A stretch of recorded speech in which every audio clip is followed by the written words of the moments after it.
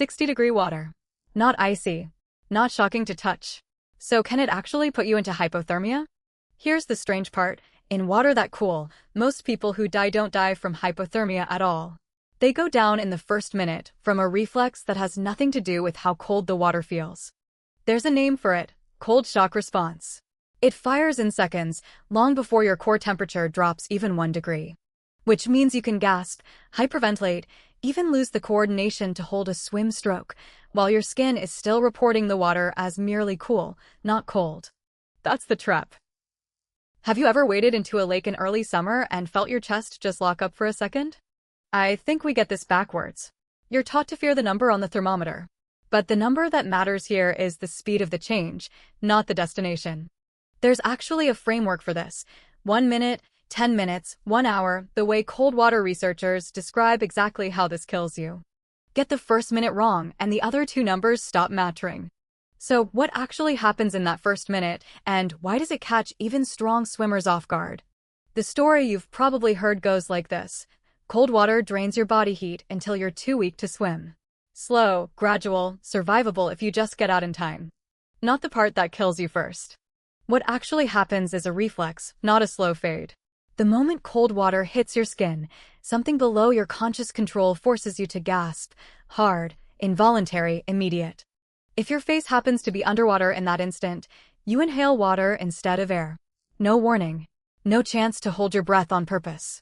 At the same time, your heart rate and blood pressure spike, hard enough that the strain alone has stopped hearts in people who are otherwise healthy. You know how getting the wind knocked out of you feels for a second, like your body just isn't listening? This is closer to that than to shivering. Here's the part that doesn't fit the story people tell. Most cold water drownings happen within a few meters of the shore, the dock, the ladder home.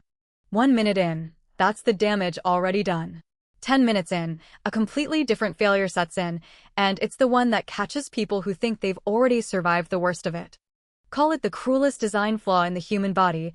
You can white-knuckle through the part it warns you about and still lose to the part it never does.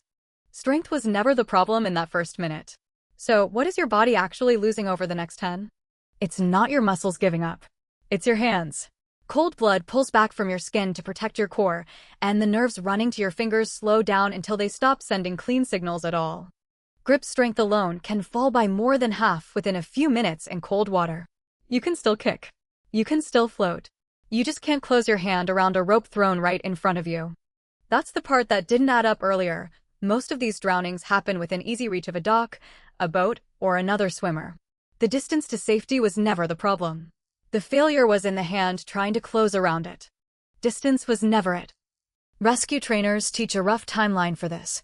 About 1 minute to get your breathing under control, roughly 10 minutes before your arms and hands stop obeying you, and something like an hour before hypothermia itself, the slow cooling of your whole body, actually takes you under. Notice the order there, because I think it's the part nobody explains well. The label on this video only worries about the last stage, the one that arrives an hour in. The stage that actually kills people shows up 9 minutes earlier. 60 degrees isn't ice water. It's a lake in early June, or the ocean before summer really warms it up. Water most people would call brisk, not dangerous. That's exactly the range where this reflex is most likely to catch someone off guard. Have you ever jumped into a lake early in the season, felt your chest lock up for a second, and just laughed it off? You're giving that laugh too much credit. The gasp reflex that locked up your chest is the same one that drowns people in water only a few degrees colder. You just happened to keep your head above the surface when it hit. There's a second danger nobody's mentioned yet, one that shows up after someone is already pulled from the water, safe by every definition anyone would use. Rescue medicine has a name for it: circumrescue collapse. Pull them out and it isn't over. Cold blood pooled in the arms and legs for the last few minutes surges back toward the heart all at once when the body relaxes, and blood pressure can crash hard enough to stop a heart that looked completely fine on the dock. None of that is hypothermia.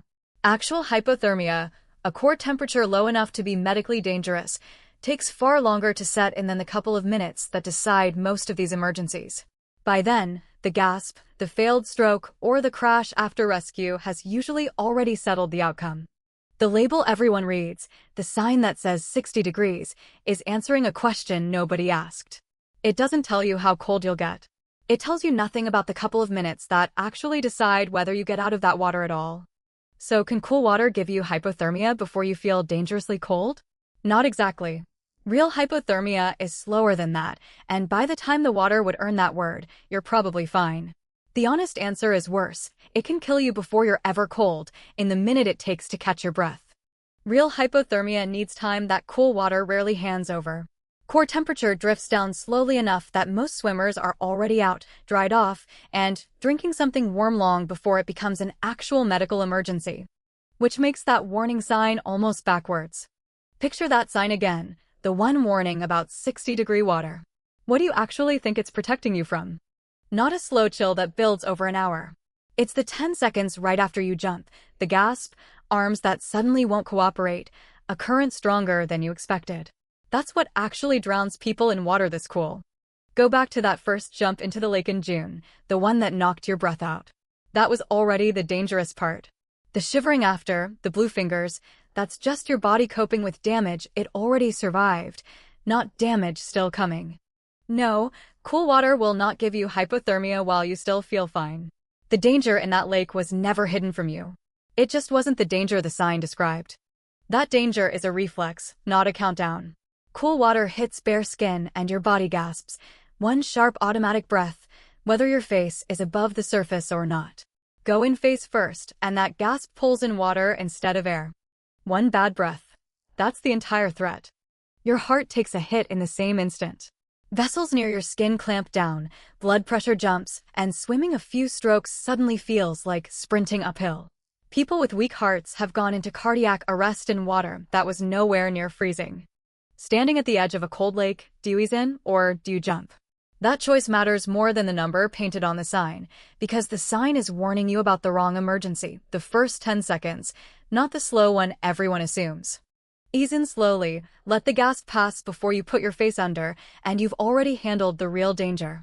That reflex fades fast. After that, you're just a swimmer in brisk water, nothing more. No, that sign was never warning you about hypothermia sneaking up unnoticed.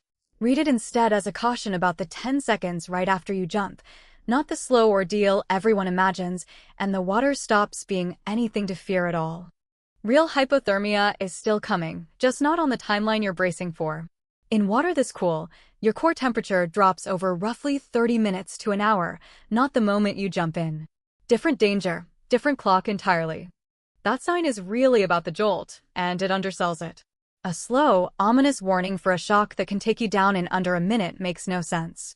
Next time you pass one, do you actually stop and read it, or just walk by? Picture that first jump into the lake again, the breath knocked loose. That was your body doing exactly what it's built to do, nothing sneaking up, nothing hidden, just biology moving faster than you expected. Ease in next time, and it won't even register. So the honest answer is no. 60-degree water can't quietly steal your temperature while you're still calm about how cold it feels. The two things don't share a timeline. The part that hurts hits you immediately. The part that could actually kill you needs far longer than one swim usually gives it. One bad breath. That was always the whole warning.